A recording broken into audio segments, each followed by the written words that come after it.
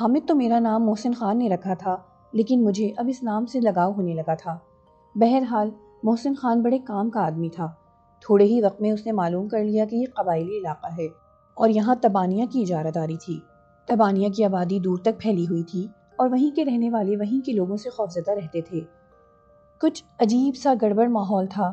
ہم آوارہ گردی کرتے ہوئے ایک بستی میں پہنچ گئے۔ اس بستی کے بارے میں ہم نے اس دھوئیں سے اندازہ لگایا تھا جو ہمیں بہت دور سے نظر آیا تھا۔ ہم اس دھوئیں کی نوعیت کا اندازہ لگانا چاہتے تھے اور ظاہر ہے دھواں بستیوں سے ہی اٹھتا ہے۔ بستی کوئی بھی تھی، شاید نشیب میں تھی۔ طویل فاصلہ طے کرنے کے بعد ہمیں وہ بستی نظر آئی اور ہم نے وہاں ایک جگہ پوشیدہ ہو کر وہاں کا جائزہ لینا شروع کر دیا۔ ڈھلانوں پر کھیت بکھرے ہوئے تھے، بھیڑیں اور بکریاں بھی نظر آ رہی تھیں۔ بستی بھرپور زندگی سے ہم آہنگ تھی۔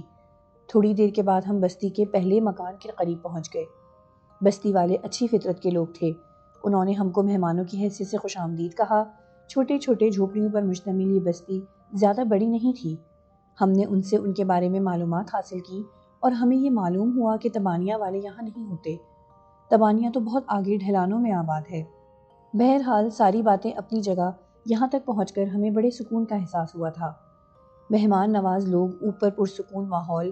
بستی کے سردار کا نام گاما تھا۔ گاما سے ہم نے تبانیہ کے بارے میں پوچھا تو گاما نے ادھر ادھر دیکھ کر خوفزدہ لہجے میں کہا، ہماری بستی کا کوئی بھی شخص تبانیہ کی برائیوں میں نہ ایک لفظ سننا پسند کرے گا اور نہ ہی تم سے کچھ کہنا۔ لیکن میں تمہیں بتاؤں، ہم تبانیہ سے خوفزدہ ہیں۔ ابھی تم یہ بات نہیں جانتے کہ بے شمار تبانیہ کے لوگ یہاں سے مقامی لوگوں کی حیثیت سے آباد ہیں اور یہاں سے ٹولیاں بن بن کر جاتی ہیں اور بستیوں میں تباہی مچاتی ہیں۔ ہم ان سے کچھ بھی نہیں کہہ سکتے۔ وہ ہمارے آدمی کو جس طرح چاہے استعمال کرتے ہیں، دل سے کوئی ان کے ساتھ نہیں ہے، لیکن سب کو اپنی زندگی عزیز ہے۔ تھوڑے دن پہلے کی بات ہے کہ ایک بستی میں تباہی پھیلی تھی اور اب وہ بستی خیر آباد ہے۔ جو شخص تباہی پھیلانے کا سبب بنا تھا وہ اب تبانیہ میں رہتا ہے۔ انہوں نے بے شمار لوگوں کو اپنے لیے مخصوص کر لیا ہے۔ انہیں ڈرا دھمکا کر، انہیں لالچ دے کر انہیں اپنی مدد پر آمادہ کیا ہے۔ تبانیہ جو ہتھیار استعمال کرتے ہیں وہ آگ اور دھماکوں کے ہتھیار ہیں۔ ان ہتھیاروں کو وہ آسمان کا جادو کہتے ہیں، اور حقیقت یہ ہے کہ اگر تبانیہ کے ساتھ کوئی مقابلے کا سوچے تو آسمان کا جادو انہیں تباہ کر دیتا ہے۔ یہ سب سے خراب مسئلہ ہے اور تمہارے پاس اس کا کوئی حل نہیں ہے۔ ہمیں بہت سی صورتحال کا اندازہ ہوتا جا رہا تھا۔ یہاں ایک بہت ہی بہتر بات ہوئی ہے اور وہ یہ کہ ہمیں تبانیہ کے لباس مل گئے، اور یہ لباس ہم نے اپنی جسامت کے لحاظ سے محفوظ کر لیے تاکہ مناسب موقع پر وہ ہمارے کام آ جائیں۔ پھر کافی دنوں تک ہم یہاں رہے۔ خیر کوئی پریشانی کی بات نہیں تھی۔ آخر کار یہاں قیام کے بعد اور تبانیہ کا نقشہ مرتب کرنے کے بعد ہم لوگ وہاں سے چل پڑے۔ محسن خان اب بہت زیادہ شرارتیں کرنے لگا تھا۔ کئی بار اس نے پورے اعتماد کے ساتھ کہا تھا کہ اب زندگی کا کوئی امکان نہیں ہے۔ تھوڑی بہت جو زندگی باقی ہے وہ انہی پراسرار وادیوں میں گزر جائے گی۔ یہ وادیاں ہمیں زندہ کبھی نہیں جانے دیں گی۔ لیکن میں اس قدر نا امید نہیں تھا۔ میں نے کہا، ٹھیک ہے، اگر تم مر گیا تو تیری لاش تو میں اٹھا کر جدید آبادیوں تک نہیں لے جا سکتا، لیکن ایک وعدہ تجھ سے کرتا ہوں کہ لوگوں کو اکٹھا کر کے کسی مناسب جگہ پر تیری یادگار ضرور بنا دوں گا اور وہاں خود اپنے ہاتھوں سے پھول چڑھاؤں گا۔ خیر یہ بات میں بھی کہتا ہوں تجھ سے، اگر واقعی میں مرنے لگا تو اکیلا نہیں مروں گا، کوئی نہ کوئی ایسی ترکیب ضرور نکال لوں گا کہ تو بھی میرے ساتھ ہی مر جائے۔ میں ہنس کر خاموش ہو گیا۔ واقعی محسن خان کا ساتھ چھوڑنا میرے لیے بھی ممکن نہ تھا۔ ہم اس بستی سے چل پڑے۔ ہمارے گھوڑے ہمارا ساتھ دے رہے تھے۔ تبانیہ کے نقشوں کی ترتیب جیسا کہ میں پہلے ہی بتا چکا ہوں ہو چکی تھی۔ تقریباً 6 دن اور 6 راتوں کا سفر کر کے آخر کار ہم ایک عجیب و غریب جگہ پر پہنچے۔ یہ ایسی پہاڑی چٹانیں تھیں جو آگے جا کر ایک دم ختم ہو جاتی تھیں اور ان کے پیچھے خوفناک گہرائیاں تھیں، اور ان عمارتوں کے درمیان انسان ننھے ننھے کھلونوں کی مانند چلتے پھرتے اور عمل کرتے نظر آتے تھے۔ یہاں رک کر ہم بہت دیر تک اس عجیب و غریب مملکت کو دیکھتے رہے جس کا نام تبانیہ تھا۔ ہم یہ فیصلہ نہیں کر پا رہے تھے کہ اب ہمیں کیا کرنا چاہیے۔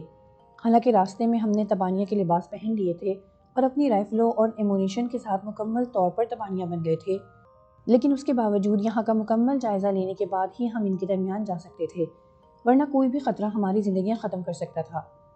اب اسے تقدیر کی کہانی کہا جائے یا پھر تدبیر کی کاریگری کہ ہم اب ان لوگوں میں پوری طرح سے کھپ گئے تھے اور بستی کے کسی بھی شخص نے ہماری طرف کوئی توجہ نہیں دی تھی۔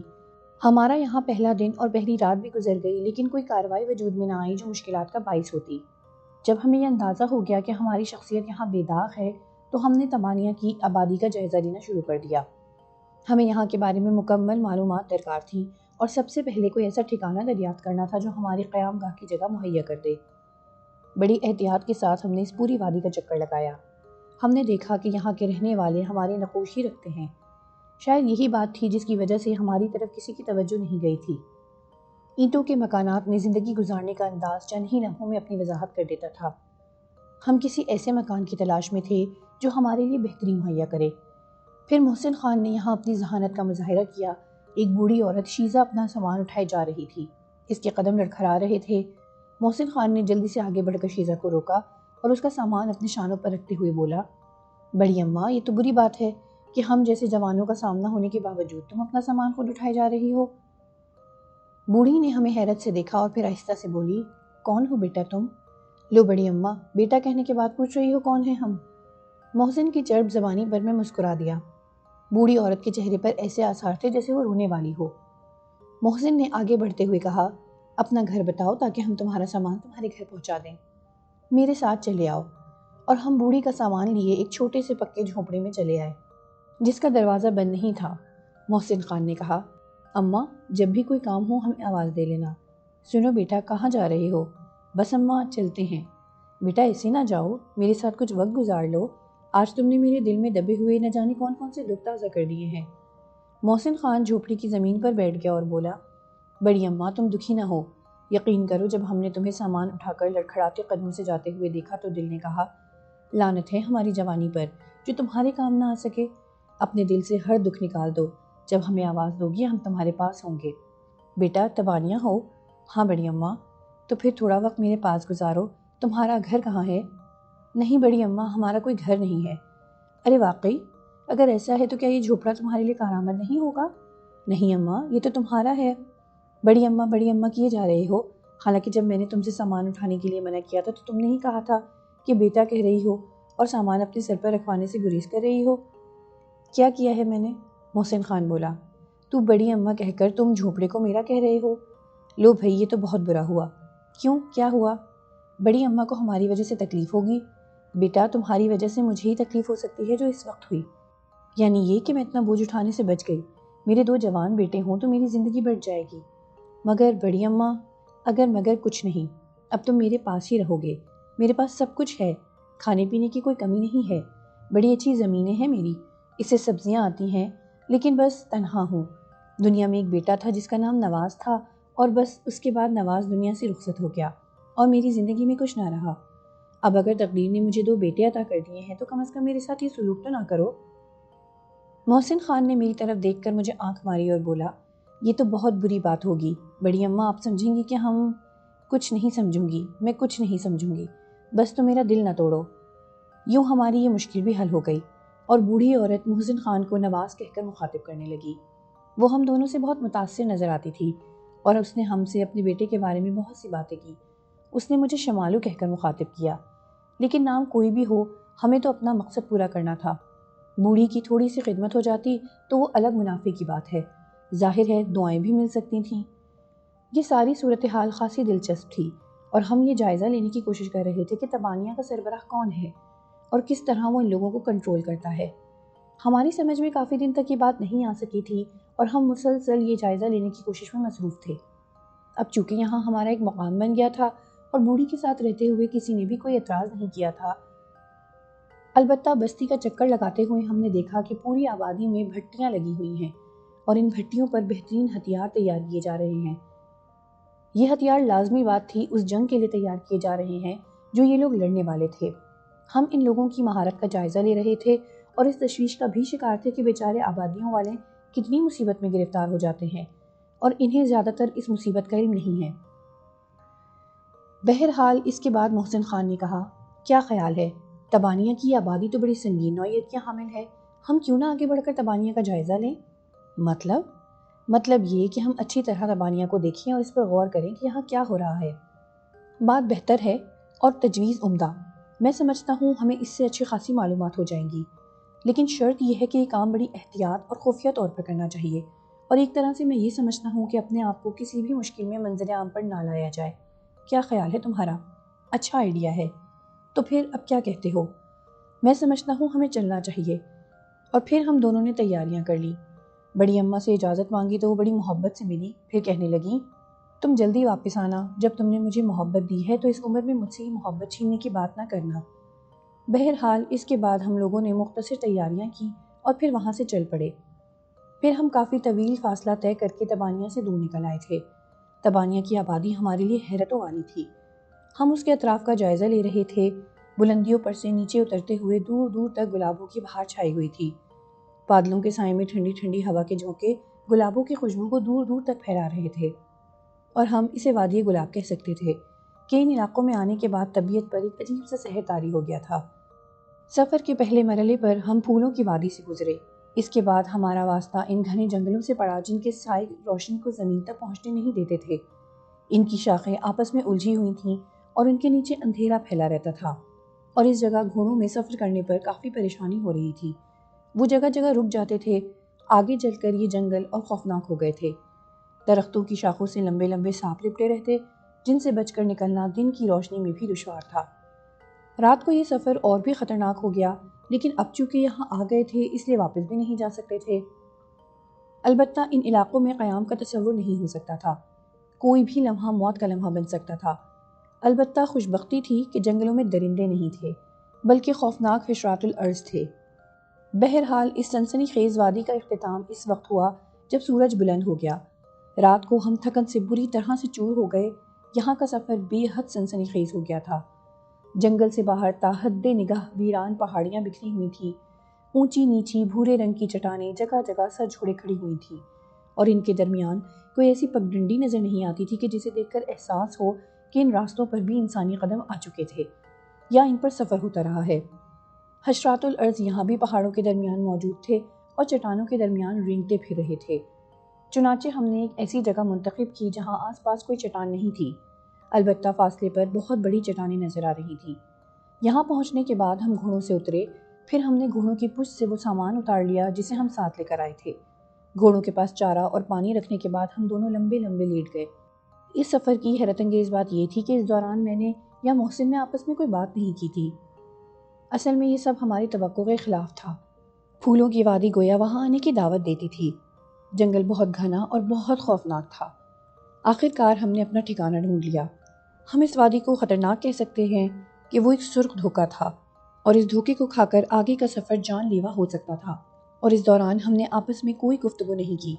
بہرحال اب آنکھیں کھلی رکھنا ضروری تھا، ورنہ شاید اس جنگل میں داخل ہونے کی بجائے 10-20 میل لمبا راستہ منتخب کر لیا جاتا تو زیادہ بہتر ہوتا۔ آگے چل کر یہ خیال تھا کہ جبکہ زیادہ سے زیادہ جنگل میں جانوروں سے مٹ بھیڑ ہو سکتی ہے، اور بہرحال یہ بات ہمارے لیے زیادہ خطرناک ہو سکتی تھی۔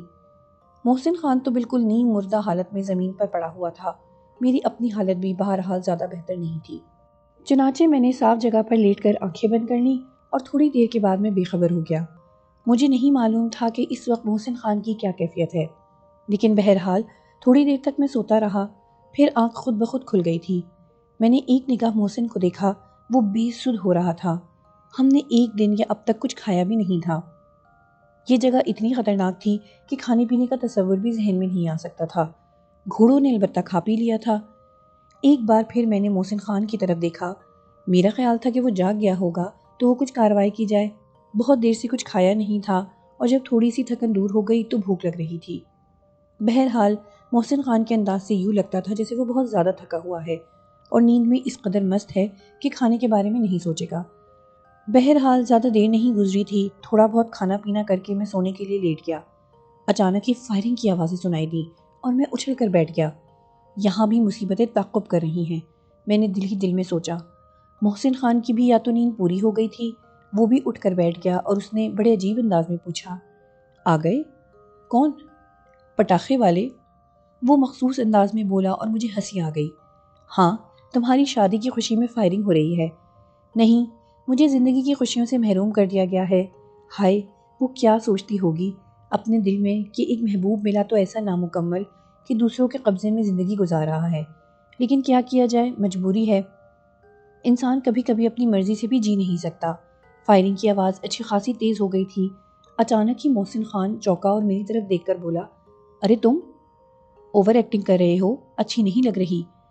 ایکٹنگ کہو گے تم، اور میں زندگی کے سب سے بڑے دکھ میں مبتلا ہوں۔ ارے باپ رے باپ، یہ گولیاں ہماری جانب رخ نہ کر لیں۔ آؤ دیکھیں۔ میری نظر کمزور ہو گئی ہے اور مجھے کچھ نظر نہیں آ رہا، محسن خان نے کہا، لیکن میں اب اس ہنگامہ آرائی کو نظر انداز نہیں کر سکتا تھا۔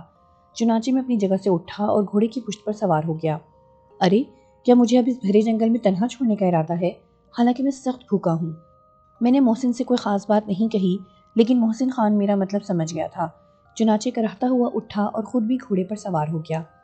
ہم تیزی سے پہاڑی سلسلے کی جانب چل پڑے، جدھر سے گولیاں چلنے کی آوازیں آ رہی تھیں۔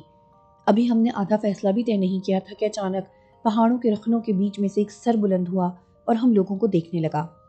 پھر دونوں جانب سے رائفل کی گولیوں سے ہمارا استقبال کیا گیا۔ ایک گولی محسن خان کے پاؤں سے نکل گئی تھی۔ میں چونکہ اس سے پہلے اس سر کو دیکھ چکا تھا، اس لیے میں نے اپنا رخ بدل لیا تھا۔ محسن خان بھی سمجھ کر میری جانب لپکا۔ ان لوگوں کی تعداد کافی تھی۔ انہوں نے پہاڑی چٹانوں پر سے پتھروں کی آڑ لے کر گولیاں برسانی شروع کر دیں، اور ہمارے لیے گھوڑوں کی پشتوں پر بیٹھنا مشکل تھا، لیکن اس وقت ہم نہایت مہارت سے شہ سواری کا مظاہرہ کر رہے تھے۔ بار بار ہمیں گھوڑوں کی پشتوں پر جھکنا پڑتا اور پھر سیدھے ہو کر ایسی چٹانوں کی آڑ تلاش کرنے لگتے جو فی الحال ان گولیوں سے محفوظ کر لیں۔ خاصا فاصلہ طے ہو گیا۔ گولیاں چلانے والوں کو یہ بھی احساس ہو گیا تھا کہ ان کی کوششیں ناکام ہو گئی ہیں۔ اتنا فائر کرنے کے بعد تو وہ ہم کو کیا بلکہ ہمارے گھوڑوں کو بھی ہلاک کر سکتے تھے، لیکن ہم ان سے بچتے رہے۔ البتہ تھوڑے فاصلے پر اب ہمیں ایک ایسی چٹان نظر آ رہی تھی جہاں ڈھلان بھی تھے اور ہم یہاں پناہ لی سکتے تھے۔ یہاں صورتحال کچھ اور نظر آئی۔ ہم نے دیکھا کہ کوئی زمین پر پڑا ہوا ہے اور اس کے چاروں طرف بہت سے گھوڑے نظر آ رہے ہیں۔ یہ گھوڑ سوار تابانی ہی تھے، خاص قسم کے لباس میں ملبوس۔ جس شخص کی گروہ میں وہ کھڑے تھے وہ پتہ نہیں کون تھا۔ یہ بات بھی ذرا تعجب خیز تھی کہ انہوں نے تبانیہ کے لباس میں ہونے کے باوجود ہم پر گولیاں چلائی تھیں۔ بہرحال ان لوگوں نے ہمیں دیکھا اور پھر اچانک ان لوگوں نے ہم پر فائرنگ شروع کر دی۔ بڑی عجیب بات تھی، اور کیا یہ لوگ تبانی نہیں تو کیا کسی مختلف گروہ سے تعلق رکھتے ہیں؟ کیونکہ ہماری طرف ہونے والی فائرنگ آہستہ آہستہ شدت اختیار کرتی جا رہی تھی، اس لیے مجبوری تھی اب ہم نے اپنی بندوقیں اتار لیں۔ چنانچہ مجھ سے پہلے محسن خان نے گولی چلائی اور انتہائی کامیاب نشانہ لگایا تھا۔ بلند چٹان پر سے ہمارا نشانہ لگانے والا شخص اوندھے منہ نیچے آ پڑا۔ اتفاق کی بات یہ تھی کہ جو شخص زمین پر پڑا ہوا تھا اس کے قریب ہی اوپر سے گزرنے والا نیچے آیا تھا۔ اچانک ہی زمین پر پڑے ہوئے شخص نے اسے جھپٹا مارا اور پھر 2 فائر ہوئے اور زخمی شخص جو محسن خان کی گولی سے زخمی ہوا تھا اچھل کر دور جا گرا۔ یہ فائر یقینی طور پر نیچے کھڑے ہوئے شخصوں نے کیے تھے۔ دوسرے لوگوں نے اس کی طرف رائفلوں کے رخ کر لیے، مجبوری تھی۔ چنانچہ ہم نے گولیاں برسانی شروع کر دی، جس کی وجہ سے وہ زمین پر پڑے ہوئے شخص پر فائر نہ کر سکے۔ انہوں نے اس شخص کو ہلاک کرنے کی پوری کوششیں کی تھیں، مگر 7-8 افراد تھے، ان میں سے 5 ہماری گولیوں کا شکار ہو گئے تھے۔ وہ بمشکل تمام گھوڑوں پر سوار ہو سکے تھے۔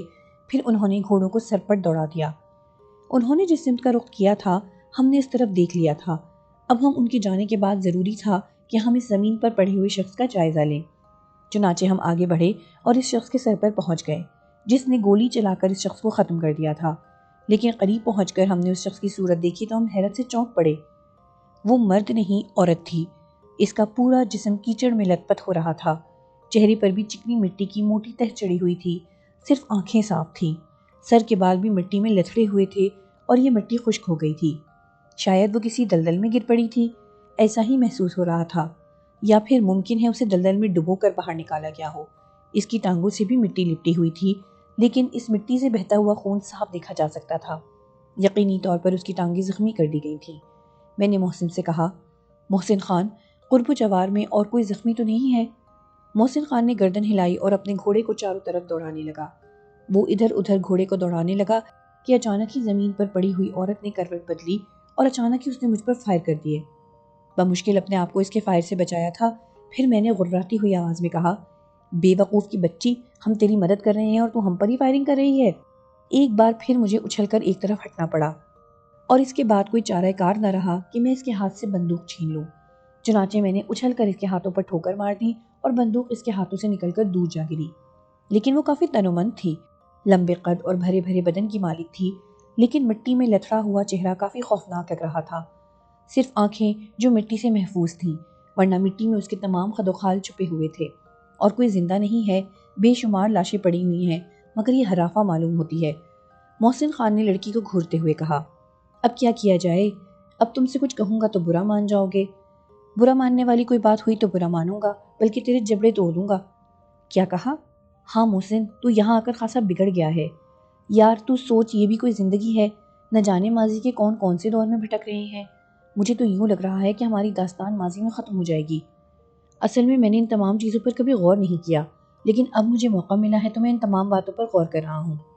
مانتا ہوں اس بات کو، مگر ہم ماضی میں ختم نہیں ہو سکتے۔ کیوں؟ اس لیے کہ ماضی پیچھے ہے اور ہم حال کے لوگ ہیں۔ ہمارا نقصان جو بھی ہوگا حال ہی میں جا کر ہوگا۔ اب ماضی، مستقبل، حال میں ان تمام باتوں کو نہیں سمجھتا۔ اوہو دیکھو، غالباً اس کی ٹانگیں بالکل ختم ہو چکی ہیں، محسن نے کہا۔ میں پہلے ہی اسے دیکھ چکا تھا۔ میں محسوس کر رہا تھا کہ لڑکی پر نقاہت طاری ہو چکی ہے۔ اب ہمارے پاس اس طرح کے انتظامات تو تھے نہیں کہ اس کی ٹانگوں کی مرہم پٹی کریں۔ جو کچھ فوری طور پر ہو سکتا تھا وہ کر دیا۔ لڑکی نے عجیب سی نظروں سے پانی کے اس برتن کی جانب دیکھا جو شاید مرنے والوں میں سے کسی کا تھا، اور میں نے فوراً ہی آگے بڑھ کر پانی ایک برتن میں ڈالا تو لڑکی نے بے اختیار دونوں ہاتھ پھیلائے اور میں نے پانی کا برتن اس کے ہاتھ میں دے دیا۔ اس نے دانتوں سے اس خاص قسم کے چمڑے کی بوتل کے ڈھکن کو کھولا اور پھر وہ بوتل سے منہ لگا لیا۔ سارا پانی پینے کے بعد ایک دم اس پر غشی کی سی کیفیت طاری ہو گئی تھی۔ ہم اسے دیکھ رہے تھے۔ میں نے محسن خان سے کہا، یہاں کیا ہنگامہ ہرائی ہوئی ہے؟ ان لاشوں میں سے ایک بھی یہ بتانے کے لیے تیار نہیں ہے۔ ویسے میرا خیال ہے یہ بھی مر گئی۔ نہیں، یہ زندہ ہے۔ کیسے پتا؟ غور سے دیکھو، گویا تم اسے غور سے دیکھ رہے ہو۔ اس وقت میں بالکل مذاق کے موڈ میں نہیں ہوں۔ مرنے والوں کی تعداد 5-6 ہے، محسن خان نے کہا۔ میرا خیال ہے کہ اس کے زخموں پر پٹی باندھ دی جائے۔ چلو ٹھیک ہے، اب یہ کام تم سر انجام دو۔ بات یہ ہے کہ چونکہ یہ ایک لڑکی ہے اور میں سمجھتا ہوں کہ ایک لڑکی کی زندگی بچانا ہر مرد کا کام ہے، چنانچہ یہ کام میں سر انجام دوں گا۔ پھر محسن خان لڑکی کے قریب ہوا اور ابھی اس نے لڑکی کے کپڑے پھاڑے بھی نہ تھے کہ لڑکی سانپ کی طرح پلٹی اور اس نے پوری قوت سے محسن خان کے سینے پر لات ماری۔ محسن اچھا خاصا طاقتور آدمی تھا، پھر بھی کئی قدم پیچھے ہٹ گیا۔ پھر اس نے غراتی ہوئی آواز میں کہا، ہر لڑکی ہر مرد کے بارے میں غلط فہمی کا شکار ہو جاتی ہے، کمبخت میں تیری مدد کر رہا ہوں۔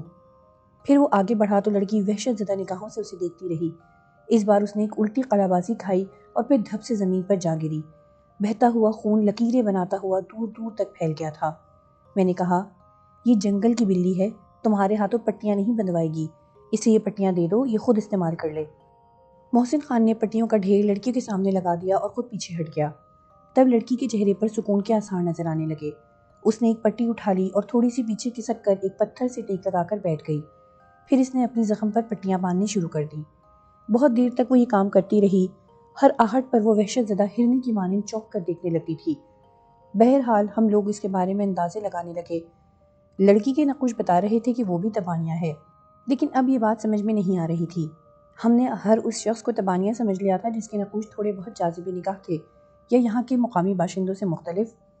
ہو سکتا ہے تبانیہ جیسی شکلوں کا کوئی قصبہ آباد ہو، ہم بلا وجہ ہر ایک کو تبانیہ سمجھ رہے ہیں۔ لڑکی نے اپنے زخموں پر پٹیاں لپیٹ لیں۔ خون ان پٹیوں پر بھی لگ گیا تھا، لیکن اب زیادہ خون بہنے کا امکان نہیں تھا۔ اب وہ خاصی چاقو چوبند نظر آ رہی تھی۔ اس کے چہرے پر اب تھکن اور تکلیف کے آثار نہیں نظر آ رہے تھے۔ میں اور محسن خان اس کی اس عجیب و غریب کیفیت پر حیرت کا شکار تھے، لیکن یہ قابل رشک بات تھی کہ اتنے زخم کھانے کے بعد بھی وہ اس وقت کافی پرسکون نظر آ رہی تھی، جس سے اندازہ ہوتا تھا کہ وہ جسمانی طور پر خاصی طاقتور ہے اور پورے ہوش و حواس میں ہے۔ پھر میں نے کہا، اب بتاؤ اس کا کیا کریں؟ یہاں پڑی پڑی تو یہ سڑ جائے گی، اور یہ بھی کوئی پتہ نہیں کہ اس کے دشمن کتنے فاصلے پر ہوں۔ مگر یہ گونگی بہری ہے، ابھی تک اس نے اپنی زبان سے ایک لفظ بھی نہیں نکالا۔ ہم کیسے اس سے معلوم کریں؟ دونوں ٹانگیں زخمی ہیں اس کی، کیا خیال ہے ساتھ لے چلیں؟ لڑکی تو بولنا جانتی ہے، اگر بولنا جانتی ہے تو ہماری باتوں کا جواب دے۔ لڑکی نے اپنے چہرے سے کسی تاثر کا اظہار نہیں ہونے دیا۔ محسن خان نے کہا، میرا خیال ہے اس کے ساتھ ہم صرف احسان کر سکتے ہیں۔ وہ کیا؟ اس کی کنپٹی پر رکھ کر ایک گولی داغ دو، ورنہ اس کے دشمن اس کے ساتھ نہ جانے کیا سلوک کریں۔ میں نے چونک کر محسن خان کو دیکھا تو اس نے مجھے آنکھ مار دی۔ تب میں نے کہا، ٹھیک کہتے ہو، اس کی موت اس کی زندگی سے زیادہ پرسکون ہوگی۔ محسن خان نے کندھے سے رائفل اتاری تو لڑکی بے اختیار چیخ پڑی، تمہارا دماغ خراب ہے کیا؟ میں زندہ ہوں، ہوش و حواس میں ہوں، لگتا ہے تم دونوں اپنے ہوش و حواس کھو بیٹھے ہو۔ محسن خان کے حلق سے ایک قہقہہ نکل گیا۔ دیکھا تم نے؟ اتنی دیر سے ہم کوشش کر رہے تھے، یہ زبان سے ایک لفظ نہیں پھوٹ رہی تھی۔ یہ ہوتی ہے ترکیب نمبر 111۔ تو اے بولنے والی لڑکی، اب تو بتا کہ ہم تیرے لیے کیا کریں؟ تیرے دشمن اگر آ گئے تو تیرا حساب کتاب کر دیں گے۔ یہ اتنا آسان نہیں ہوگا، وہ بہت دیر سے یہ کوشش کر رہے تھے اور اس میں ناکام رہے تھے۔ مگر دیکھو، تم یہاں سے چلے جاؤ، تمہارا بہت بہت شکریہ۔ اسلحہ موجود ہے؟ اصل میں میرے پاس اسلحہ ختم ہو گیا تھا، میرا مطلب ہے گولیاں، ورنہ جب تک میرے پاس گولیاں تھیں میں نے انہیں قریب نہیں آنے دیا۔ وہ 3 دن سے میرا تعاقب کر رہے ہیں اور 3 دن کے بعد اپنی ان کوششوں میں کامیاب ہوئے ہیں۔ چلو تسلیم کر لیا، لیکن اب تمہاری ٹانگیں بیکار ہو چکی ہیں، ان کے بغیر تم کیا کر سکتی ہو؟ لڑکی نے ادھر ادھر دیکھا، پھر بولی، میرا گھوڑا بھی مر چکا ہے، کیا تم یہ 2 رائفلیں اٹھا کر مجھے دے سکتے ہو، وہ جو سامنے پڑی ہوئی ہیں؟ میری نگاہیں ان رائفلوں کی جانب اٹھ گئیں۔ یہ مرنے والوں کی رائفلیں تھیں جو ہماری گولیوں کا شکار ہوئے تھے۔ میں نے محسن خان کو اشارہ کیا اور محسن خان نے بڑھ کر وہ رائفلیں اٹھا لی، پھر انہیں لڑکی کے پاس لا کر بولا، اب بولو۔ لڑکی نے دونوں رائفلیں دونوں پاؤں میں پکڑیں اور اس کے بعد میں نے ایک حیرت انگیز منظر دیکھا۔ رائفلوں کو بیساکھی کی طرح بغلوں کے نیچے دبا کر وہ پھرتی سے کھڑی ہو گئی، پھر اس کے ہونٹوں پر مسکراہٹ پھیل گئی۔ اس نے کہا، میں ان کے سہارے چلی جاؤں گی، ایک بار پھر تمہارا شکریہ۔ اس نے واقعی رائفلوں کے سہارے کئی قدم آگے بڑھائے اور ہم دونوں حیران رہ گئے۔ بہرحال مجھے فیصلہ کرنا تھا۔ میں نے کہا، سنو، ہمارے گھوڑے ہیں، ان میں سے تم ایک گھوڑا لے لو اور جہاں چاہے لے جاؤ، ہم تمہاری زندگی چاہتے ہیں۔ لڑکی نے میری طرف دیکھا اور پھر آہستہ سے بولی، نہیں، میں اپنی مدد خود کروں گی، تمہارا میں شکریہ ادا کر چکی ہوں۔ نہیں کر پاؤ گی، زخموں سے بہہ جانے والا خون آخرکار تمہیں بے ہوش کر دے گا، مگر میں نے کہہ دیا کہ تم میرے لیے جو کچھ کر چکے ہو، اگر وقت نے اجازت دی تو میں تمہیں اس کا صلہ ادا کر دوں گی۔ بس اب تم یہاں سے چلے جاؤ، میں تمہارے ساتھ نہیں جاؤں گی اور نہ ہی تم مجھے مجبور کر سکو گے۔ ہم تمہیں مجبور کر سکتے ہیں، لیکن اب تمہیں مجبور کرنا نہیں چاہتے، کیونکہ ہم تمہارے دوست ہیں، دشمن نہیں۔ تم نے مجھے گھوڑا دینے کا وعدہ کیا ہے؟ ہاں۔ تو لاؤ مجھے ایک گھوڑا دے دو، تم اس پر سوار ہو جاؤ گی؟ دے کر دیکھو۔ محسن، یہ زیادہ بہادر بننے کی کوشش کر رہی ہے، میرا خیال ہے اسے گھوڑا دے دو۔ محسن نے تفریحاً ایسا کہا تھا، لڑکی کی جو کیفیت ہم دیکھ چکے تھے وہ صاف بتاتی تھی کہ وہ اپنے بچاؤ کی کوشش ضرور کر رہی ہے۔ محسن خان نے گھوڑا لے جا کر اس کے سامنے کھڑا کر دیا اور پھر دوسرا حیرت انگیز منظر ہماری نگاہوں کے سامنے آ گیا۔ وہ رائفلوں کے بل اچھلی اور ایک ماہر سوار کی طرح گھوڑے پر جا بیٹھی۔ اس نے رائفل بلند کر کے ایک فائر کیا اور اس کے ساتھ ہی گھوڑے کو ایڑ لگا دی۔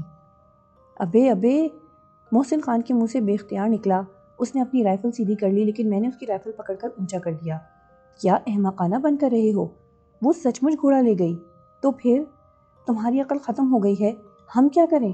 محسن خان، پہاڑوں پر 5 گھوڑے بھٹک رہے ہیں، ان مرنے والوں کے گھوڑے، ان میں سے کوئی گھوڑا ہمارے کام آ سکتا ہے، ان کا اسلحہ بھی موجود ہے۔ اوہ واقعی، لو تم پھر میرا گھوڑا پکڑو، میں اپنے لیے گھوڑوں کا بندوبست کرتا ہوں۔ پھر میں نے کافی آگے جا کر ایک خوبصورت گھوڑا اپنے قبضے میں کیا۔ واپس پہنچا تو محسن ان لوگوں کا اسلحہ اور کھانے کی اشیاء بھی اکٹھی کر چکا تھا۔ میں نے مسکراتی ہوئی نگاہوں سے اسے دیکھا اور اس کے بعد ہم دونوں چل پڑے۔ محسن کے چہرے پر عجیب تاثرات تھے، کافی فاصلے تک وہ منہ سے آواز بھی نہ نکال سکا، لیکن پھر یہ خاموشی طویل ترین ہو گئی۔ پھر اس نے کہا، حقیقت یہ ہے کہ اس لڑکی نے ہماری کھوپڑیاں گھما کر رکھ دی ہیں، نہ جانے کون تھی، لیکن مصیبت کا شکار تھی۔ ویسے جو کوئی بھی تھی حیرت انگیز تھی، دونوں ٹانگیں ناکارہ ہونے کے باوجود یوں لگتا ہے جیسے اس ٹانگوں کا اس کے وجود سے تعلق ہی نہ ہو، نہ اسے اپنے زخموں کی پرواہ تھی۔ کمال ہے، واقعی کمال ہے۔ میں نے اس کی بات کا کوئی جواب نہیں دیا۔ راستے طے ہوتے رہے، پہاڑ، ریتیلے میدان، گھوڑوں کے قدموں تلے آتے رہے۔ پھر بہت دور سے ہم نے ایک پہاڑی سلسلہ دیکھا، ایک عظیم و شان پہاڑی سلسلہ جس کے درمیان ایک دراڑ بنی ہوئی تھی۔ بالکل ایسا لگتا تھا جسے پہاڑ کی چوٹی سے لے کر زمین تک 2 حصوں میں تقسیم کر دیا ہو۔ اگر یہ پہاڑی انسانی ہاتھوں کی تراش ہے تو ایک ناقابل تصور چیز ہے۔ بہرحال ہم وہاں سے تھوڑا آگے بڑھے تو ہمیں پتھروں سے ہی بنی ہوئی وہ عمارت نظر آئی جسے عمارت نہیں کہا جا سکتا تھا، ایک عجیب و غریب سی جگہ تھی۔ ہم رک گئے۔ محسن خان نے کہا، تم نے دیکھا؟ ہاں، اس کا مطلب ہے انسان یہاں موجود ہوں گے۔ امکانات تو ہیں، مگر جگہ کون سی ہے؟ کچھ سمجھ میں نہیں آتا۔ آؤ دیکھیں۔ ہم لوگ بڑی احتیاط سے وہاں پہنچ گئے اور پھر ہم نے پتھروں کی اس عمارت کو غور سے دیکھا۔ خانقاہ کسی کیفیت تھی، لیکن ویران خانقاہ میں کوئی نظر نہیں آ رہا تھا۔ ہم لوگ عمارت کے دروازے سے اندر داخل ہو گئے۔ یہاں اس قدر سردی تھی کہ بدن پر کپکپاہٹ کا سا احساس ہوا، جبکہ باہر کا موسم خاصا شدید تھا۔ عمارت کی ایک حیرتناک شکل تھی۔ ہم اسے اندر سے دیکھتے رہے اور اس کے بعد باہر نکل آئے۔ محسن خان نے کہا، در حقیقت یہ عمارت اس دنیا کی پراسرار عمارت کہا جا سکتا ہے۔ دنیا کی پراسرار چیزیں تو یہاں اور بھی بہت سی نظر آ رہی ہیں۔ کیا واقعی تم وادی میں کسی چیز کو معمولی چیز کہہ سکتے ہو؟ نہیں، یہ بات تو تم ٹھیک کہہ رہے ہو، لیکن سوال یہ پیدا ہوتا ہے کہ اب ہم کیا کریں؟ دیکھو دوست، آج تک میں تمہاری ہر بات مانتا چلا آیا ہوں، اس وقت تمہیں میری ایک بات ماننی ہوگی۔ بولو کیا؟ یہاں کم از کم 1 ہفتہ قیام کریں گے۔ اتنا تھک چکا ہوں کہ زندگی سے بیزار ہو گیا ہوں۔ تمہاری مرضی، جیسے دل چاہے کرو۔ واقعی صورتحال بڑی سنگین ہے۔ اس وقت اگر ہم نے اپنے جسموں کو سکون نہیں دیا تو ہم خود بیمار پڑ جائیں گے۔ میں نہیں چاہتا کہ ہم بیمار پڑیں۔ تو پھر قیام کے لیے یہ عمارت جو باقاعدہ ایئر کنڈیشن کی حیثیت رکھتی ہے ہمارے لیے جنت سے کم نہیں۔ اور میں مسکرا کر خاموش ہو گیا۔ ان ساری چیزوں کو دیکھنے کے باوجود ایک خیال دل سے نہیں نکلتا تھا، وہ یہ کہ یہ سارا سلسلہ جادو کا تھا اور ہم جدید دنیا کے لوگ ہیں اور وہاں سے جادو کے ذریعے اس سحر زدہ زمین تک آئے ہیں۔ اس سلسلے میں کوئی شک و شبے کی گنجائش نہیں تھی، لیکن سوال یہ پیدا ہوتا ہے کہ اس کے بعد ہم کیا کریں گے؟ بہرحال خانقاہ کے گرد کا ماحول اتنا خوبصورت تھا کہ ہم نے یہاں پر قیام کا فیصلہ کر لیا۔ درختوں سے پھل توڑ کر کھائے۔ قرب و جوار میں ابھی تک کسی کی موجودگی کا کوئی شک و شبہ تک نہیں ہو سکا تھا۔ یہ اندازہ بھی نہیں ہو رہا تھا کہ آس پاس کوئی آبادی ہے یا نہیں۔ تقریباً کئی گھنٹے کے بعد ہم واپس خانقاہ پہنچے۔ خانقاہ کی ٹھنڈک ایک عجیب و غریب کیفیت رکھتی تھی۔ ہم جب خانقاہ میں داخل ہوئے اور ہم نے اس کا بھرپور طریقے سے جائزہ لیا تو ایک عجیب سا احساس ہوا۔ خانقاہ میں ایک گول سا سوراخ بنا ہوا تھا جو زیادہ بڑا نہیں تھا اور پتھر کی چٹان میں خود بخود پیدا ہو گیا تھا۔ اب اس سوراخ میں مدھم مدھم روشنی تھی۔ اس کا مطلب یہ ہے کہ کوئی سوراخ کے دوسری طرف موجود ہے، لیکن دوسری طرف جانے کا راستہ کس طرف موجود ہے، یہ بات حیران کن تھی۔ میں ادھر ادھر دیکھتا رہا تھا۔ محسن اس طرف متوجہ تھا۔ پھر اچانک خانقاہ کے دروازے میں، یعنی اس طرف سے جس طرف سے ہم داخل ہوئے تھے، کسی سائے کا احساس ہوا اور ہم نے پلٹ کر دیکھا تو ایک لمحے کے لیے پھر رونگٹے کھڑے ہو گئے۔ سیاہ کفن نما لباس میں ملبوس ایک بدشکل بوڑھی عورت وہاں کھڑی ہمیں دیکھ رہی تھی۔ اس کے بدن میں راشا تھا۔ اس کی گردن اس طرح ہل رہی تھی جیسے وہ اسے جان بوجھ کر ہلا رہی ہو۔ پھر اس کی کھرکھراتی آواز ابھری، دیوتاؤں کے گھر میں تمہاری آمد کیا معنی رکھتی ہے؟ یہاں صدیوں سے عبادت ختم ہو گئی ہے اور اب یہ ایک ویران مسکن ہے۔ یہاں ایسا نہ کرو، جاؤ یہاں سے دور چلے جاؤ۔ عورت کی آواز میں ایک عجیب سی کیفیت تھی، ایک پراسرار کیفیت جو لمحے میں سمجھ میں نہیں آئی تھی۔ ہم دونوں اسے دیکھتے رہے، پھر ہم نے کہا، بزرگ خاتون، ہم دونوں تمہارے ساتھ کچھ وقت گزارنا چاہتے ہیں۔ نہیں، یہ جگہ عام لوگوں کے لیے نہیں ہے، تم جاؤ یہاں سے، جوان تبانیاں یہاں سے چلے جاؤ، یہاں تمہارا رکنا تمہارے لیے خطرے کا نشان ہو سکتا ہے۔ رات کی تاریکیوں میں یہاں جو آتے ہیں وہ ٹھیک نہیں ہوتے، تمہارے لیے مشکل ہی مشکل ہے۔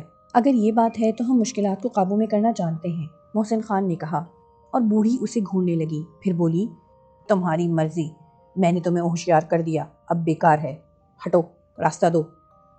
وہ لرزتے قدموں سے اندر آ گئی اور محسن اسے غور سے دیکھتا رہا۔ میں نے بوڑھی کو ایک گوشے میں جاتے دیکھا۔ وہ دوزانوں بیٹھ گئی تھی اور پھر اس نے اپنا سر اپنے گھٹنوں میں جھکا لیا تھا۔ اس کے بعد وہ خاموش ہو گئی۔ محسن خان دیر تک اسے دیکھتا رہا، پھر اس نے کہا، ایک بات پوچھنا چاہتا ہوں میں تم سے بڑی بھی، اس سوراخ کی دوسری طرف روشنی کیسی ہے؟ لیکن بوڑھی نے اس بات پر کوئی جواب نہ دیا تھا۔ محسن خان نے کہا، اس نے ہمارا یہاں آنا پسند نہیں کیا ہے، اس لیے تم اسے پریشان کرنے کی کوشش نہ کرو، وہ ہمیں کسی بات کا جواب نہیں دے گی۔ محسن نے بوڑھی سے کئی سوالات کیے لیکن بوڑھی نے کوئی جواب نہ دیا، چنانچہ وہ بھی خاموش ہو گیا۔ بوڑھی اس طرح ساکت پڑی تھی۔ خانقاہ میں قیام کرنے کے بجائے ہمیں باہر کا ماحول زیادہ دلکش معلوم ہوا تھا۔ حیرت کی بات یہ تھی کہ یہاں اندر اس عمارت میں سردی بے پناہ تھی، جبکہ موسم نہایت خوشگوار تھا۔ محسن خان نے کہا، میرا خیال تو یہ ہے کہ اندر کی بجائے ہم باہر زیادہ سکون سے رہیں گے۔ میں نے اس سے اتفاق کیا اور ہم دونوں باہر نکل آئے۔ محسن خان کی آنکھوں میں شرارت ناچ رہی تھی۔ باہر آ کر وہ جھیل کے کنارے بیٹھ گیا، پھر اس نے کہا، میں تمہیں ایک بات بتاؤں؟ کیا؟ وہ بوڑھی عورت نہیں ہے؟ کون؟ وہ جس کے پاس سے ہم آ رہے ہیں؟ خانقاہ کے اندر؟ ہاں۔ تو پھر کون ہے وہ؟ کوئی جوان لڑکی ہے۔ کیا بکواس کر رہے ہو تم؟ میں بکواس کر رہا ہوں؟ ہاں، تمہاری کھوپڑی خراب ہو گئی ہے۔ نہیں، تمہاری آنکھیں خراب ہو گئی ہیں۔ تم نے اسے غور سے دیکھا ہے؟ 100%۔ میں نے غور نہیں کیا، لیکن اس نے بوڑھی عورت کا میک اپ کیا ہوا ہے۔ زیادہ ماڈرن بننے کی کوشش مت کرو۔ میں ماڈرن نہیں بن رہا۔ تو پھر یہاں میک اپ کیسے کیا جا سکتا ہے؟ یہ میں نہیں جانتا، لیکن اس نے میک اپ کیا ہوا ہے۔ میں نہیں مانتا۔ مان لو گے، جب میں صورتحال بتاؤں گا تو مان لو گے۔ کیا صورتحال بتاؤ گے؟ سنو، اگر اب بھی تم پلٹ کر دیکھو تو یہ خانقاہ میں کسی پتھر کے سوراخ سے یا دروازے سے گردن نکال کر ہمیں دیکھ رہی ہوگی۔ بہت زیادہ اعتماد کا مظاہرہ کر رہے ہو۔ اچانک پلٹ کر دیکھ لو، اس نے کہا، اور میں نے پلٹ کر دیکھا۔ در حقیقت ایک سایہ سا دروازے کے سامنے سے ہٹ گیا تھا۔ میں نے حیرت سے محسن خان کو دیکھا اور بولا، محسن، کیا واقعی؟ یار، کہہ رہا ہوں کبھی کبھی محسن کی بات مان بھی لیا کرو، مگر کیا یہ حیرت انگیز بات نہیں ہے؟ ہے تو پھر اب اس کے لیے ایک اور تجربہ چاہو تو کر سکتے ہو۔ کیا؟ گھوڑے پر بیٹھو اور یہاں سے نکل چلو، اتنا فاصلہ طے کریں گے ہم کہ اس کی نگاہوں سے اوجھل ہو جائیں گے۔ گھوڑے کسی جنگل کے درخت سے باندھو، واپس آ کر اسے دیکھو، میری بات کی تصدیق ہو جائے گی۔ نہ جانے کیوں مجھے محسن کی اس بات سے دلچسپی محسوس ہوئی تھی۔ میں نے کہا اگر ایسی بات ہے تو ٹھیک ہے، چلو چلتے ہیں۔ چنانچہ اس منصوبے کے تحت ہم خانقاہ کے دروازے پر آ گئے اور اس طرح کی باتیں کرنے لگے جیسے یہاں سے جانے کا منصوبہ بنا رہے ہوں۔ اس وقت یہ اندازہ تو نہیں ہو سکا تھا کہ وہ ہمیں دیکھ رہی ہے، لیکن بہرحال ہم گھوڑوں پر سوار ہوئے اور وہاں سے چل پڑے۔ محسن نے مجھے حیران کر دیا، لیکن بہرحال وہ احمق نہیں تھا، کئی بار اس کا تجربہ ہو چکا تھا۔ ہم نے فاصلہ طے کر لیا، پھر میں نے کہا اب گھوڑے روکو گے یا نہیں؟ واپس خانقاہ میں جانا ہے۔ ہاں یہ جگہ ٹھیک ہے، یہاں گھوڑے باندھ دو، اچھا خاصا پیدل مارچ کراؤ گے۔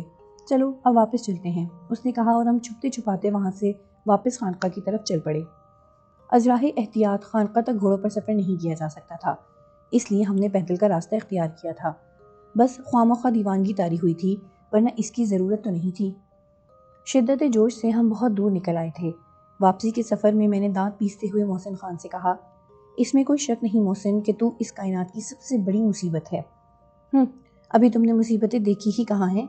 محسن بولا، اور میری نظروں میں ماضی کی نہ جانے کون کون سی تصویریں گھوم رہی تھیں، ماں، باپ، بہنیں جو نہ جانے کہاں ہوں گے۔ پھر اس کے بعد کے بدلے ہوئے واقعات، ان تمام چیزوں کا تصور کر کے آنکھوں میں نمی آ گئی تھی۔ محسن سچ مچ شیطان کا دوسرا عکس تھا، اس نے میری آنکھوں میں شاید آنسوؤں کی نمی دیکھ لی تھی۔ دوسرے لمحے آواز ابھری، یار میں نے چونک کر کہا، رو رہے ہو؟ ہاں۔ کیوں؟ اپنی تقدیر پر۔ خیریت پوچھ رہا ہے، اب نہ جانے کتنا فاصلہ پیدل طے کرنا پڑے گا، میں نے بات بناتے ہوئے کہا۔ ڈر رہی ہو؟ وہ بولا۔ کیا مطلب میں نہیں بتاؤں گا، وہ تمہیں ہی بتانا ہوگا۔ محسن خان نے شرارت سے مسکراتے ہوئے کہا، تیری کیفیت بھی عجیب ہے محسن خان۔ کیوں؟ بس جب حماقتوں کے موڈ میں ہوتا ہے تو ایک سے ایک اعلیٰ پائے کی حماقت کرتا ہے۔ لیکن اپنی فطرت کے بارے میں تم کیا کہتے ہو؟ مطلب؟ تمہارے اندر ایک خاص خوبی ہے، اگر میں کوئی ٹھیک بات کر لیتا ہوں تو تم میری تعریفوں کے پل باندھ دیتے ہو، اور اگر کہیں چھوٹی سی غلطی بھی ہو گئی تو بس محسن خان تم یہ ہو، تم وہ ہو۔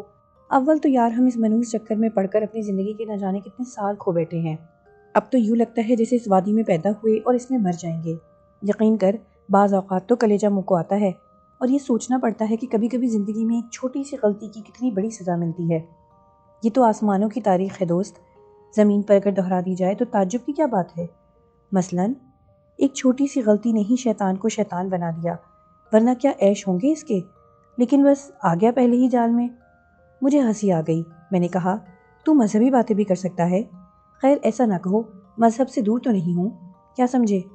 میں خاموش ہو گیا، میرے ذہن میں بڑا تجسس تھا، اور میں یہ بھی دیکھنا چاہتا تھا کہ واقعی وہ عورت ہے یا نہیں۔ طویل فاصلہ طے کرتے ہوئے ہم لوگوں کو لطف آ گیا تھا۔ پھر کچھ دیر کے بعد ہم چھپتے چھپاتے خانقاہ پہنچ گئے اور بڑی احتیاط کے ساتھ اس پراسرار خانقاہ میں داخل ہو گئے۔ خانقاہ میں گہرا سناٹا چھایا ہوا تھا اور کسی انسان کا پتہ نہیں تھا۔ اب تو ہمیں اور بھی حیرت ہوئی۔ پھر میں نے اور محسن خان نے خانقاہ کا چپا چھپا چھان مارا، لیکن پراسرار اور ویران خانقاہ میں واقعی کوئی موجود نہیں تھا۔ میں نے دانت پیستے ہوئے محسن خان کو دیکھا تو وہ دونوں ہاتھ سامنے کرتے ہوئے بولا، خدا کی قسم یار، اب تو میرے پاس کہنے کے لیے کچھ نہیں ہے، لیکن میرے پاس بہت کچھ ہے، میں نے بدستور جھلائے ہوئے انداز میں کہا، اور محسن خان ہنسنے لگا۔ پھر بولا، میرے خیال میں وہ یہاں سے بھاگ گئی۔ میرا کوئی خیال نہیں ہے، صرف ایک خیال ہے جس کی تکمیل مجھے کرنی ہے۔ ہاں بولو، میں وعدہ کرتا ہوں کہ تم جو کچھ کہو گے وہ کروں گا۔ یار بس کیا بتاؤں، یہ اپنی دنیا تو تھی ہی شاعروں اور چال بازوں کی دنیا، لیکن ان پراسرار وادیوں میں بھی یہ سب کچھ ہوتا ہے جن کی تاریخ کا ہمیں کبھی پتہ نہیں تھا۔ خیر تم کہو، میں اپنی حماقت کا ایک کفارہ ادا کر سکتا ہوں۔ جاؤ دونوں گھوڑے لے کر آؤ۔ ارے باپ رے، مر گیا، محسن خان کراہتا ہوا بولا۔ اگر تم یہ سمجھتے ہو کہ میں واپس ان گھوڑوں تک جاؤں اور انہیں لے کر آؤں گا تو اس خیال کو دل سے نکال دو، میں کبھی ایسا نہیں کروں گا۔ اگر تم نے اس خانقاہ سے آگے بڑھنے کا فیصلہ کیا تو میں اس کی مخالف سمت اختیار کروں گا اور گھوڑے وہیں چھوڑ دیے جائیں گے۔ نہیں، ارے بھائی نہیں، میں وقت سے پہلے مرنا نہیں چاہتا، لیکن ایک بات میں بھی کہہ دیتا ہوں، تمہاری شرط مان رہا ہوں، جاتا ہوں اور گھوڑے لے کر آتا ہوں، لیکن جیسا کہ میں نے پہلے کہا، اس خانقاہ میں ذرا لمبا قیام کروں گا، میرے اندر اب ان پہاڑوں اور جنگلوں میں بھٹکنے کی ہمت نہیں ہے۔ چولہے میں جاؤ، مجھے کوئی دلچسپی نہیں ہے۔ میں نے جواب دیا اور محسن خان منہ بناتا ہوا وہاں سے چلا گیا۔ یہ سزا اس کے لیے بہت بہتر تھی۔ اپنے آپ کو بہت زیادہ ذہین ثابت کرنے کی کوشش کی تھی اس نے۔ پھر جب وہ چلا گیا تو میں نے سوچا کہ بات تو واقعی سنگین ہے۔ چلو ٹھیک ہے، وہ بوڑھی عورت بقول محسن خان کے جوان لڑکی بے شک نہیں تھی، لیکن تھی تو صحیح۔ اگر تھی تو کہاں گئی؟ دفتر مجھے اس جھیل کا خیال آیا جو یہاں سے تھوڑے ہی فاصلے پر تھی، اور میں نے دل میں سوچا کہ ممکن ہے بوڑھی جھیل کے پاس ہو۔ چنانچہ میں باہر نکل آیا، اور محسن خان کے بارے میں تو مجھے اچھی طرح اندازہ تھا کہ ایک بار پھر اتنا فاصلہ طے کرنے کے بعد اسے دوبارہ فوراً ہی اتنا فاصلہ طے کرنا ہوگا۔ وہ بہت دیر میں آئے گا۔ یہ الگ بات ہے کہ وہاں سے گھوڑوں پر بیٹھ کر وہ جلدی واپس آ جائے، لیکن اس دوران میں جھیل کا جائزہ لے سکتا تھا۔ خوبصورت اور حسین جھیل دور دور تک پھیلی ہوئی تھی۔ اس کے کنارے درختوں سے بھرے ہوئے تھے اور ان کے درختوں پر پھول لگے ہوئے تھے۔ اچانک ہی نہ جانے کیوں مجھے یوں محسوس ہوا جیسے اس پراسرار جادو نگری کا یہ حصہ بھی خاصا پراسرار ہو، ورنہ ان درختوں کے پھلوں کا کیا حصہ ہے؟ بہرحال جھیل کا یہ دلکش منظر بے حد حسین تھا۔ ابھی دور دور تک محسن خان کا کوئی پتہ نہیں تھا۔ چنانچہ کافی دیر تک جھیل کے پاس رہا اور کچھ پھلوں کو سمیٹ کر میں واپس خانقاہ میں آ گیا۔ اب اتنی بد اخلاقی تو نہیں کر سکتا تھا کہ محسن خان کے بغیر پھلوں کو کھانا شروع کر دیتا۔ پھلوں کو ایک جگہ رکھ کر میں نے سوچا کہ ایک بار پھر ذرا خانقاہ کا جائزہ لے لیا جائے، اور اس بار میں اس کا جائزہ بڑی گہری نگاہوں سے لیتا رہا۔ پھر اچانک ہی میری نگاہ ایک ایسی چیز پر پڑی جسے دیکھ کر میں حیران رہ گیا۔ یہ دونوں رائفلیں تھیں جو میں نے اس زخمی لڑکی کو دی تھیں، اور انہیں بیساکھیاں بنا کر گھوڑے کی پشت پر بیٹھ کر ہوا ہو گئی تھی۔ میں نے 100% پہچان لی، یہ وہی رائفلیں تھیں۔ میرے خدا میرے خدا! میں نے دونوں ہاتھوں سے سر پکڑ لیا تھا۔ وہ لڑکی تھی یا چھلاوا؟ پھر ان رائفلوں کی یہاں موجودگی کیا معنی رکھتی ہے؟ لاکھ کوشش کے باوجود میں کوئی صحیح فیصلہ نہیں کر پایا تھا۔ محسن خان واپس آ گیا۔ جس حال میں واپس آیا اسے دیکھ کر مجھے ہنسی آ رہی تھی۔ جس نے دور ہی سے اسے دیکھ لیا تھا، ایک گھوڑے کی پشت پر اوندھا لیٹا ہوا تھا، دوسرا گھوڑا اس کے ساتھ چلا آ رہا تھا۔ رفتار اتنی سست تھی کہ اگر انسان تھکا ہوا نہ ہو تو گھوڑے پر بیٹھنے کی ضرورت ہی نہ تھی۔ قریب آنے کے بعد وہ گھوڑے سے نیچے اترا۔ میں نے اس کے قریب پہنچ کر کہا، کیا مر گئے؟ مرنے کی کوشش کر رہا ہوں۔ کامیابی کتنی دیر میں حاصل ہو جائے گی یہ اللہ ہی بہتر جانتا ہے۔ مرنا تو نیچے آ کر چاہتا ہوں، پر اترنے کا دل نہیں کر رہا۔ ابھی 1 منٹ۔ میں نے اچانک ہی گھوڑے کے منہ پر ایک تھپڑ دے مارا۔ تھپڑ رسید کرنا تھا کہ گھوڑا دونوں پیروں پر کھڑا ہو گیا اور محسن بڑے آرام سے نیچے آ رہا۔ البتہ گھوڑے نے دولتی مار دی تھی اور محسن خان اس سے بچ گیا تھا۔ پھر وہ پھرتی سے کھڑا ہو گیا اور مجھے گھورنے لگا۔ یہ کیا حرکت؟ گھوڑے سے اترنے کا نہایت آسان نسخہ۔ میں نے جواب دیا اور محسن گردن ہلانے لگا، پھر بولا، نہیں مروں گا۔ کیا مطلب؟ کہا نا نہیں مروں گا۔ کیا ارادہ ملتوی کر دیا؟ ایسے نہیں مروں گا۔ تو پھر کیسے مرو گے؟ تم اگر چاہتے ہو کہ میں مر جاؤں تو تم خود سوچو کہ تم عقل سے پیدل ہو۔ مطلب؟ یہ وادی ہے۔ ہاں مجھے معلوم ہے، اور ہم ماضی میں سفر کر رہے ہیں، تو کیا ماضی میں مر جاؤں گا؟ اس نے کہا، اور میں چونک کر اس کی صورت دیکھنے لگا۔ پھر دفعتاً ہی میرے حلق سے قہقہا نکل گیا۔ یار محسن تو بہت چالاک ہے، اور تم انتہائی احمق۔ اچھا بکواس بند کرو، چلو گھوڑے باندھو۔ یہ کام بھی میں کروں؟ تو اور کیا میں کروں گا؟ دیکھو پہلے کام کی تو تم نے مجھے سزا دی تھی، ہاں تو پھر اب وہ سزا پوری کر چکا ہوں، یہ آخری کام ہے۔ سوال ہی پیدا نہیں ہوتا۔ ہوتا ہے؟ نہیں ہوتا۔ تو پھر ٹھیک ہے، چھوڑ دو کھلے گھوڑے، میں نے کہا، اور محسن غصیلے انداز میں مجھے گھورنے لگا۔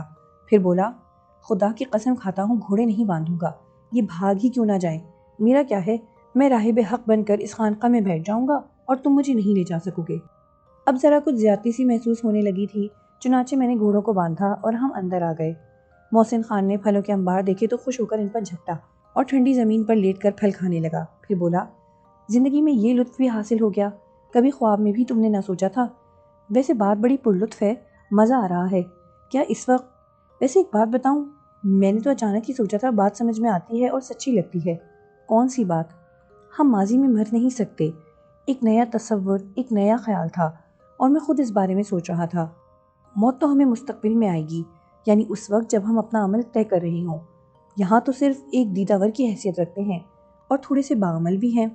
محسن خان پھل کھاتا رہا اور میں سوچتا رہا۔ پھر میں نے کہا، محسن بھائی ایک بات بتاؤں تمہیں، یہاں ساری باتیں ہی عجیب ہیں، اور کوئی عجیب بات ہے تو وہ بھی بتا دو۔ ایک گوشے میں مجھے 2 بندوقیں مل گئی ہیں۔ کون سی بندوقیں؟ وہی جو زخمی لڑکی نے لی تھی۔ محسن خان اچھل کر اٹھ بیٹھا۔ کیا؟ ہاں۔ اوہ میرے خدا! کیا ہوا؟ ایک بات میں بھی تمہیں بتاؤں؟ چلو تم بھی بتا دو، میں منع نہیں کر رہا۔ وہ زخمی لڑکی جو ہمیں ملی تھی نا؟ ہاں، اس کے داہنے ہاتھ پر ایک تل تھا، اور میں سچ بتاؤں اس بوڑھی عورت پر مجھے شبہ ہوا تھا کہ وہ بوڑھی عورت نہیں ہے، وہ اس کے ہاتھوں کو دیکھ کر ہوا تھا۔ مطلب یہ کہ اس کے ہاتھ بہت خوبصورت اور نوجوان ہاتھ ہیں۔ اس نے اپنا پورا روپ بدل لیا تھا، لیکن ہاتھوں پر تبدیلی کی ضرورت محسوس نہیں کی تھی۔ اور اب مجھے یاد آیا کہ ان ہاتھوں پر ایک تل بھی تھا۔ ناممکن ہے، اب تم جو کچھ بھی کہہ لو یا کچھ اور کہہ لو، لیکن اپنی بات سچ کر رہا ہوں۔ مگر وہ تو زخمی تھی۔ کیا کہا جا سکتا ہے کہ وہ زخمی نہ ہو؟ ویسے تمہیں ایک بات یاد ہے کیا؟ جب وہ وہاں پڑی ہوئی تھی اور ایسے پڑی ہوئی تھی جیسے مر گئی ہو، تو ہم نے گولی مارنے کا فیصلہ کیا تھا۔ ہاں، اور اس کے لیے تیار بھی ہو گئے تھے۔ بالکل، اور وہ اچانک اٹھ کر بیٹھ گئی تھی۔ ہاں، جس طرح وہ اٹھ کر بیٹھ گئی تھی، اس سے کیا تم یہ اندازہ لگا سکتے ہو کہ وہ زخمی تھی؟ میں نے اتنا غور نہیں کیا، مگر میں نے غور کیا ہے۔ تمہارا مطلب ہے کہ وہ زخمی نہیں تھی؟ بالکل، یہی مطلب ہے میرا، اور یہ مطلب ہے تمہارا کہ یہ وہی لڑکی تھی، 100%۔ خیر، 100% تو مت کہو، غلط آدمی۔ میں نے تمہارے بغیر پھل نہیں کھائے اور تم مجھے پوچھے بغیر ہی پھل کھائے جا رہے ہو۔ ارے کیا واقعی؟ محسن نے شرمندگی سے کہا، اور اس کے بعد ہم پھل کھانے لگے۔ پیٹ میں کھانا پہنچا تو بدن ڈھلنے لگا، اور ہم خانقاہ کی ٹھنڈی زمین پر لیٹ گئے۔ واقعی یہ زمین اس وقت پر لطف بستر محسوس ہو رہی تھی، اور نہ جانے کب اس پر لطف بستر پر ہمیں نیند آ گئی، گہری اور پرسکون نیند۔ پھر ہم سوتے رہے، جاگے تو رات ہو چکی تھی۔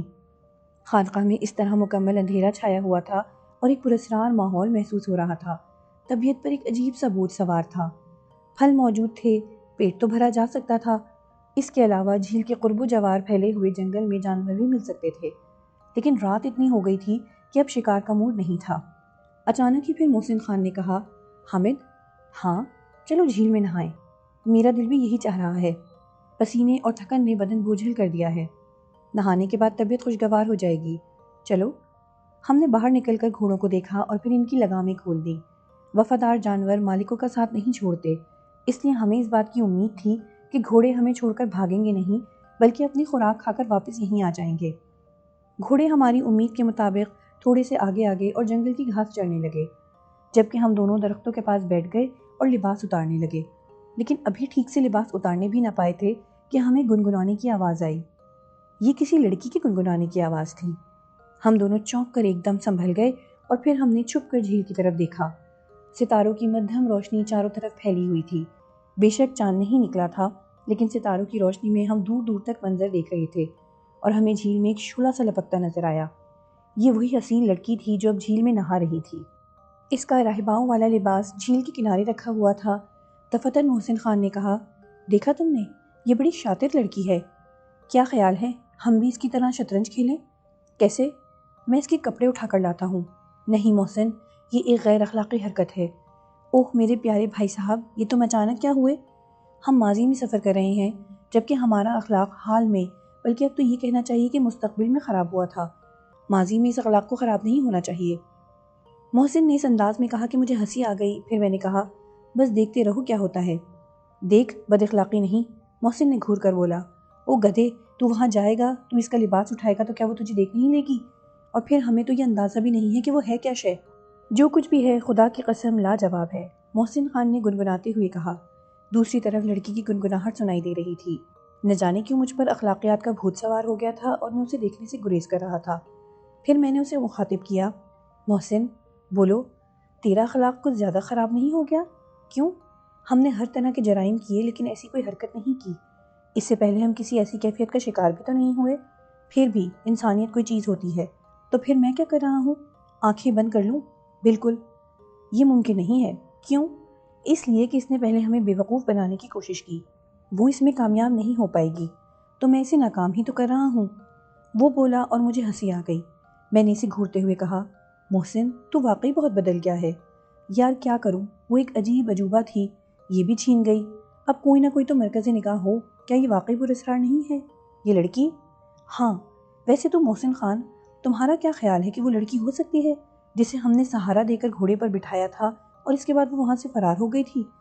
کچھ نہیں کہا جا سکتا، شکل و صورت سے تو وہ نہیں لگتی، لیکن بڑی شاطر اور چالاک ہے۔ مجھے تو پہلے ہی اس پر شبہ ہو گیا تھا۔ میں نے کوئی جواب نہیں دیا۔ پھر جب وہ جھیل سے باہر نکلی تو میں نے محسن خان کو گریبان سے پکڑ کر آگے کھینچ لیا۔ اب اس سے زیادہ بد اخلاقی کی اجازت میں اسے نہیں دے سکتا تھا۔ چنانچہ ہم دونوں تھوڑی دور ہٹ گئے تاکہ لڑکی لباس پہن لے۔ یہ فیصلہ ہم نے دل میں کر لیا تھا کہ لباس پہننے کے بعد جب وہ یہاں سے جانے کی کوشش کرے گی تو ہم اسے مخاطب کریں گے اور اس سے کہیں گے کہ اس نے ہمیں دھوکہ دیا ہے۔ ہم نے اتنا وقت صرف جتنے وقت میں وہ لباس تبدیل کرے، اس کے بعد ہم واپس پلٹے تو وہ وہاں موجود نہیں تھی۔ میں نے اور محسن خان نے آنکھیں پھاڑ پھاڑ کر دیکھا، تا حد نظر اس کا کچھ پتہ نہیں تھا۔ ایسا لگتا تھا جیسے اسے زمین نکل گئی ہو۔ محسن خان پھٹی پھٹی نظروں سے چاروں طرف دیکھ رہا تھا، پھر اس نے کہا، باپ رے، اب تو یہ یقین کرنا پڑے گا کہ وہ چھلاوا ہے اور اسے تلاش کرنا ممکن نہیں ہے۔ میرے ہونٹوں پر ایک مدھم سی مسکراہٹ پھیل گئی۔ میں نے کہا، محسن، یہ بات نہیں ہے۔ تو پھر کیا بات ہے؟ نہ وہ چھلاوا ہے، نہ اس کو تلاش کرنا مشکل ہے، مگر کیسے؟ آؤ، میں نے کہا اور آگے بڑھ کر جھیل کے اس حصے میں پہنچ گیا جہاں لڑکی کے کپڑے رکھے ہوئے تھے۔ میں نے جھک کر زمین کو دیکھا، لیکن یہاں ایسا کوئی نشان نہیں تھا جس سے لڑکی کے بارے میں کچھ پتہ چل سکے۔ محسن خان نے ایک زوردار قہقہ لگایا۔ میں نے جھلا کر کہا، کیوں دانت کیوں پھاڑ رہے ہو؟ جناب، جاسوسی فرما رہے تھے نا آپ؟ کیا خیال تھا آپ کا کہ آپ کے قدموں کے نشانات تلاش کر کے آگے بڑھ جائیں گے؟ ہاں، میرا یہی خیال تھا، میں اس سے انکار نہیں کرتا۔ حضور والا، وہ بھی کوئی اونچی شے معلوم ہوتی ہے۔ آئیے، ذرا آگے آئیے، نشانات یہاں نہیں ہو سکتے، آگے مل جائیں۔ پھر ہم دونوں آگے بڑھنے لگے، لیکن حقیقت میں مجھے اس وقت بڑی شرمندگی اٹھانا پڑی تھی جب کوئی ایک نشان نہیں ملا تھا اور میدان صاف نظر آ رہا تھا۔ میرے چہرے پر غصے کے تاثرات تھے۔ میں نے کہا، کمبخت، بے وقوف بنا گئی۔ ہم اسے اچھی طرح جانتے ہیں اور اب مزید جاننے کی ضرورت باقی نہیں رہی۔ محسن خان کچھ دیر خاموش رہا، پھر بولا، آؤ۔ کہاں؟ خانقاہ۔ میں نے محسن خان سے اختلاف نہیں کیا۔ اس بات کے امکانات میرے ذہن میں تھے کہ لڑکی ہمیں دوبارہ خانقاہ میں ملے گی۔ چنانچہ ہم تھوڑی دیر کے بعد خانقاہ میں داخل ہو گئے۔ اس سے پہلے ہم نے خانقاہ کے گوشے گوشے کو چھان مارا تھا، لیکن وہ بوڑھی نظر نہیں آئی تھی جس کے بارے میں باہر جا کر محسن نے کہا تھا کہ وہ بوڑھی نہیں ہے بلکہ جوان ہے۔ اس کا جواز بھی پیش کیا تھا۔ غرض یہ کہ اس بار بھی ہم خانقاہ میں داخل ہوئے۔ اس بات کا ہم بخوبی اندازہ لگا چکے تھے کہ خانقاہ میں کون سی جگہ ہونے کے لیے ہے۔ ایسا کوئی راستہ نہیں تھا جس سے کوئی باہر نکل سکے۔ سامنے کا دروازہ بند کیا جائے تو خانقاہ اندھی ہو جاتی ہے۔ ہم اندر داخل ہوئے اور پھر خانقاہ کے اندرونی کمرے میں پہنچے تو ہمارے ذہنوں کو شدید جھٹکا سا لگا۔ وہاں ایک لاش پڑی ہوئی تھی جس کا پیٹ چاک کر دیا گیا تھا اور اس سے خون بہہ رہا تھا۔ کافی مقدار میں یہ خون بہہ چکا تھا اور یوں لگتا تھا جیسے ابھی ابھی کسی نے اسے چھرا مار کر قتل کیا ہو۔ تھوڑے فاصلے پر ایک خون آلود چھرا بھی پڑا ہوا تھا۔ کچھ اور قریب پہنچے تو یہ دیکھ کر ہماری آنکھیں حیرت سے پھیل گئیں کہ یہ وہی لڑکی تھی جو تھوڑی دیر پہلے جھیل میں نہا رہی تھی۔ محسن خان کے ہونٹ سکڑ گئے۔ اس نے افسوس بھرے لہجے میں کہا، یہ بہت برا ہوا، مگر اسے کس نے قتل کیا؟ پتہ نہیں۔ اس کی نگاہیں لڑکی پر جمی ہوئی تھیں۔ میں بھی بڑا افسوس کر رہا تھا۔ کاش یہ ہمیں اپنے بارے میں بتا تو دیتی تو ہم اس کی مدد کر دیتے۔ بھلا ہمیں کیا پڑی تھی کہ اسے کوئی نقصان پہنچاتے؟ واقعی بڑا افسوس ہوا۔ محسن، ہاں، اسے قتل کرنے والا بھی کوئی ہوگا؟ تم یقین کرو، میں یہی سوچ رہا ہوں۔ تو پھر اب کیا کریں؟ کچھ نہیں، میں اس لڑکی کے لیے دکھی ہوں۔ اب ہم ایسا کرتے ہیں کہ اس لڑکی کو اسی خانقاہ میں جلا دیتے ہیں۔ کیا؟ میں نے چونک کر محسن سے پوچھا، جلا دیتے ہیں اس لڑکی کو؟ مطلب کیا ہے؟ بات کچھ سمجھ میں نہیں آئی۔ میں تمہیں سمجھا دیتا ہوں، محسن خان نے کہا، اور اس کے بعد اس نے یہاں ایسی چیزیں جمع شروع کر دی جو بآسانی جل سکتی تھیں۔ میں اس کی یہ کارروائی دیکھتا رہا، لیکن اس کی یہ حرکت میری سمجھ میں بالکل نہیں آ رہی تھی۔ تھوڑی دیر تک محسن خان ایسی چیزیں جمع کرتا رہا۔ ان چیزوں کو اس نے لڑکی کے گرد جمع کر دیا تھا۔ پھر واقعی اس نے ان چیزوں کو آگ لگا دی۔ شعلے آہستہ آہستہ تمام چیزوں کو اپنی لپیٹ میں لینے لگے۔ محسن میرا ہاتھ پکڑ کر باہر نکل آیا تھا۔ پھر وہ خانقاہ سے باہر نکل آیا اور ہم خانقاہ کے دروازے پر بیٹھ گئے۔ میں نے محسن سے کہا، میرا خیال ہے اب تم اس لڑکی کی جگہ لینے کی کوشش کر رہے ہو۔ محسن ہنس پڑا اور پھر بولا، سمجھا نہیں، تم بھی اب پراسرار حرکتیں کر رہے ہو۔ یار ایک بات بتاؤں؟ بولو۔ تم بے حد طاقتور آدمی ہو۔ واقعی دل سے اعتراف کر رہا ہوں کہ تمہاری جسمانی قوتوں کا میں بالکل مقابلہ نہیں کر سکتا۔ لیکن کیا؟ لیکن تمہاری کھوپڑی میں کچھ نہیں ہے۔ آپ تو بہت ذہین آدمی ہیں۔ پہلے تمہیں اپنے آپ سے ذہین سمجھتا تھا، لیکن اب اپنے آپ کو تم سے ذہین سمجھ رہا ہوں۔ اس بے وقوفی کی وجہ صرف یہ ہے کہ وہ لڑکی اب بھی زندہ ہے۔ کیا مطلب؟ لڑکی اب بھی زندہ ہے؟ مطلب وہی ہے جو میں کہہ رہا ہوں۔ اور وہ لاش لڑکی ہی کی ہے۔ اور یہ لڑکی جانتے ہو کون ہے؟ جی نہیں، میں نہیں جانتا۔ 100% وہی لڑکی ہے جو ہمیں زخمی حالت میں ملی تھی، اور شاید اس وقت بھی اسے صرف گھوڑا درکار تھا، باقی اس نے ڈرامہ کیا تھا۔ محسن، بہت اونچا اڑنے کی کوشش کر رہے ہو، جو کچھ ہوگا ابھی دیکھتے رہنا۔ وہ اس وقت بھی لاش نہیں تھی، اس کا زخم ایسا ہی تھا جیسے ہم اس وقت اپاہج لڑکی کی شکل میں دیکھے تھے۔ وہ کوئی بہت ہی شاطرہ ہے۔ ابھی محسن یہ جملہ ادا نہ کرنے پایا تھا کہ خانقاہ کے دروازے سے کوئی باہر نکلا۔ دوڑتے قدموں کی آواز سنائی دی اور پھر باہر نکلنے والا ہمارے پاس پہنچ کر رک گیا۔ پھر اس کی آواز ابھری، رب عظیم تمہیں غارت کرے۔ میں نے چونک کر دیکھا، یہ وہی لڑکی تھی، واقعی وہی لڑکی تھی جو ہمیں زخمی حالت میں ملی تھی۔ کمر پر دونوں ہاتھ رکھ کے کھڑی تھی۔ پھر اس نے کہا، تم نے خانقاہ کو آگ لگا دی، میرا ٹھکانہ جلا دیا تم نے۔ روحوں کا تو کوئی ٹھکانہ نہیں ہوتا ڈیئر، تم ایک روح ہو، ایک بھٹکی ہوئی روح جو کہیں اور کسی بھی جگہ اپنے آپ کو منتقل کر سکتی ہو۔ تمہیں بھلا ٹھکانے کی کیا ضرورت ہے؟ جنگلی ہو، جاہل ہو، جانتی ہو ان گالیوں کے جواب میں تمہارے ان گلابی رخساروں پر اتنے تھپڑ لگائے جا سکتے ہیں کہ ان کا رنگ بگڑ جائے۔ ہاں ہاں مار لو نا، مارنے ہی کے شوقین ہو نا، تو پھر تم نے اب یہ حرکتیں کیوں کی ہیں؟ Good, very good. اب کیا پروگرام ہے؟ بے وقوف بنانے کی نئی کوشش؟ نہیں، سنو، میں تم سے تعاون کرنا چاہتی ہوں۔ کیا تم مجھ سے تعاون کرو گے؟ پتہ نہیں تم تعاون کسے کہتی ہو؟ محسن خان بولا۔ لڑکی نے غرائی ہوئی آواز میں کہا، آؤ میرے ساتھ۔ ہم دونوں ایک دوسرے کے ساتھ آگے بڑھ گئے۔ خانقاہ کے دروازے سے شولوں کی زبانیں باہر لپک رہی تھیں۔ لڑکی مجھ سے چند قدم آگے چل رہی تھی اور میں اس کا جائزہ لے رہا تھا۔ دلکش بدن کی مالک تھی، حالانکہ جو لباس اس نے پہن رکھا تھا وہ ایسا ہی تھا کہ جس سے اس کا جسم نمایاں ہو، لیکن ہوا کے آوارہ جھونکے جب اس کے لباس کو اس کے جسم سے چپکا دیتے تھے تو اس کے بدن کی لطافتیں نمایاں ہو جاتی تھیں۔ میں سوچ رہا تھا کہ وہ کوئی بات کرے، وہ خاموشی سے آگے بڑھ رہی تھی۔ پھر اس نے کافی فاصلہ طے کر لیا اور یہ فاصلہ طے کرنے کے بعد وہ جھیل کی مخالف سمت پہنچ گئی۔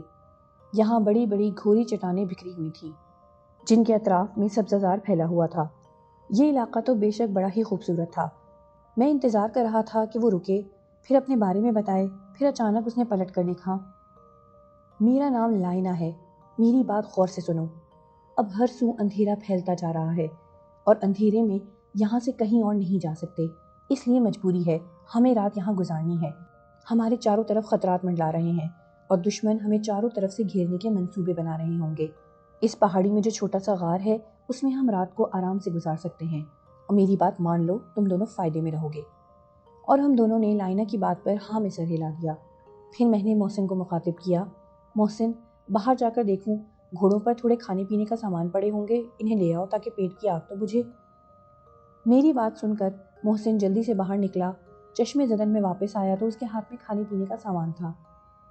ہم تینوں نے تھوڑا بہت کھایا اور واپس اپنی جگہ لیٹ گئے۔ اس دوران لائنہ خاموش رہی اور ہم دونوں آپس میں باتیں کرتے رہے، اور پھر وہ دونوں گہری نیند میں کھو گئے۔ لیکن میری آنکھوں سے آج نیند کوسوں دور تھی۔ آج میرا دل بہت بے چین تھا۔ اپنا گھر اور گھر والے بہت یاد آ رہے تھے۔ خاص طور سے امی کی یاد نے مجھے اپنے شکنجے میں جکڑا ہوا تھا۔ نہ جانے امی اس وقت کہاں ہوں گی۔ میں اور میرا پورا خاندان میرے دادا مامون خان کے گناہوں کی سزا بھگت رہا تھا۔ دشمن روحوں نے ہم خاندان والوں کو ہلکان اور پریشان کر دیا تھا۔ ہم سب کا چین و سکون غارت ہو کر رہ گیا تھا۔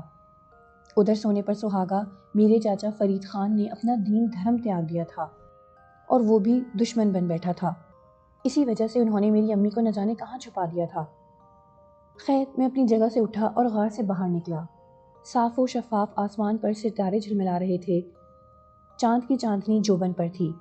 غار سے تھوڑے فاصلے پر ہموار زمین دیکھ کر میں دوزانوں ہو کر بیٹھ گیا اور دونوں ہاتھ اللہ کے حضور اٹھ گئے۔ اچانک ہی میری آنکھوں سے آنسوؤں کی لڑی لگ گئی اور پھر میں سجدے میں گر کر اللہ کے حضور گڑ گڑانے لگا۔ اللہ، تو رحمان ہے، رحیم و کریم ہے، دین و دنیا کا پالن ہار ہے، تو ہی خالق ہے، تو ہی مالک ہے۔ ان اللہ علی کل شیء قدیر، ان اللہ علی کل شیء قدیر۔ اور میں زار و قطار روتا رہا۔ مجھے اپنے ارد گرد کا ہوش نہیں تھا۔ میں گڑ گڑا رہا تھا کہ کسی کی شفقت بھری آواز میری سماعت سے ٹکرائی، اشرف خان، اٹھو، اپنی آنکھیں کھولو۔ آواز بہت ہی شفقت بھری تھی اور میرے بہت قریب سے آ رہی تھی۔ میں نے اپنی آنکھیں کھول دیں اور سجدے سے سر اٹھایا تو حیران رہ گیا۔ چاروں طرف دودھیا روشنی پھیلی ہوئی تھی اور ایک نورانی چہرہ بزرگ میری طرف دیکھ رہے تھے۔ میری آنکھوں سے آنسو روا ہو گئے۔ میں یک ٹک بزرگ کو دیکھے جا رہا تھا۔ بزرگ کے ہونٹوں پر مسکراہٹ رینگی اور گویا ہوئے، اشرف خان، اللہ نے تمہاری سن لی، تمہارے آنسو اور گڑ گڑاہٹ نے اللہ تعالیٰ کو متوجہ کر لیا۔ اللہ تعالیٰ نے تمہیں اور تمہارے خاندان کو دشمن روحوں سے نجات دے دی، اور یہی نہیں بلکہ جو بھی تمہارے دشمن ہیں وہ کیفر کردار کو پہنچ جائیں گے۔ تمہارے دادا مامون خان اپنے فعل کی سزا بھگت رہے ہیں اور بھگتتے رہیں گے۔ انہوں نے احکام خداوندی سے انحراف کیا اور گناہوں کے دندل میں پڑے رہے۔ خیر ان کا معاملہ الگ ہے۔ کل کا طلوع ہونے والا سورج تمہاری اور تمہارے خاندان والوں کی زندگی میں خوشیاں بکھیر دے گا۔ تمہیں فکر مند ہونے کی قطعی ضرورت نہیں۔ کرب و اذیت اور دکھ کا اندھیرا کل سے چھٹ جائے گا۔ تمہاری والدہ اور تمہارے خاندان والے بخیر و عافیت ہیں اور گناہگاروں کو ہر صورت سزا ملنی ہے۔ چلو اٹھو اور قدم بڑھاؤ اپنی نئی منزل کی طرف۔ آئندہ زندگی میں اللہ کی رسی کو مضبوطی سے تھامے رکھنا اور دوسروں کے کام آنا، شریعت کے مطابق روزمرہ کے کام نمٹانا۔ بے شک اللہ ہر چیز پر قادر ہے۔ یہاں تک کہہ کر بزرگ نے اپنے دونوں ہاتھ پھیلا دیے تو میں فوراً اپنی جگہ سے اٹھا اور ان کے دونوں ہاتھ تھام کر بوسہ دیا۔ پھر ان کی طرف دیکھتے ہوئے میں گویا ہوا، محترم بزرگ، مجھے یہ بھی پتہ نہیں کہ میرا گھر یہاں سے کتنی دور ہے، میں اس وقت کہاں ہوں، میں گھر کیسے پہنچ سکتا ہوں؟ یہ سن کر بزرگ مسکرائے اور بولے، تم اپنی آنکھیں بند کر لو اور میرا ہاتھ پکڑ لو، جب میں کہوں تو اپنی آنکھیں کھولنا۔ اور میں نے ایسا ہی کیا تو اچانک میرے جسم کو ایک جھٹکا لگا اور محسوس ہوا کہ میں ہواؤں میں اڑ رہا ہوں، اور پھر چند لمحے میں میرے قدم زمین پر رک گئے تو بزرگ کی شفقت بھری آواز سنائی دی، اشرف خان اپنی آنکھیں کھولو۔ اور میں نے اپنی آنکھیں کھولیں تو اپنی حویلی کے سامنے کھڑا تھا اور اذان فجر ہو رہی تھی۔ اتنے میں بزرگ گویا ہوئے، اشرف خان تمہیں نئی زندگی مبارک ہو، دشمن روحیں تم سے بہت دور جا چکی ہیں، فکر کرنے کی کوئی ضرورت نہیں، اپنی حویلی میں جاؤ، اللہ حافظ۔ اور یہ کہتے ہی بزرگ ایک طرف کو چلے گئے۔ جب بزرگ میری آنکھوں سے اوجھل ہوئے تو میں نے حویلی کا دروازہ کھٹکھٹا دیا اور پھر کئی بار دروازہ کھٹکھٹانے سے دروازہ کھل گیا۔ دروازہ کھولنے والی میری امی تھی۔ ان پر نظر پڑتے ہی میں ان کے گلے لگ کر زاروں قطار رونے لگا۔ ان کی آنکھوں سے بھی آنسو گرنے لگے تھے۔ اتنے میں دوسرے افراد بھی ہمارے قریب آ گئے تھے اور وہ سب مجھے دیکھ کر ہکا بکا رہ گئے تھے اور سب کی آنکھوں سے آنسو روا تھے۔ خیر تھوڑی دیر بعد مجھ سمیت سب کے سب پرسکون ہو گئے۔ جہاں میرے آنے کی سب کو خوشی تھی، وہیں چاچا فرید خان کے انتقال پر خاندان والے غمزدہ تھے۔ معلوم ہوا کہ آدھی رات کے قریب چاچا فرید خان دل کا دورہ پڑنے سے انتقال کر گئے تھے اور دن چڑھتے ہی چاچا فرید خان کو دفنا دیا گیا، اور پھر وقت کے ساتھ ساتھ زندگی معمول پر آ گئی اور مجھ سمیت سارے خاندان کے افراد خوشیوں کے دن گزار رہے تھے۔ اب میں شادی شدہ ہوں، میرے 2 بیٹے ہیں، میں ہر وقت اللہ تعالیٰ کا شکر ادا کرتا رہتا ہوں۔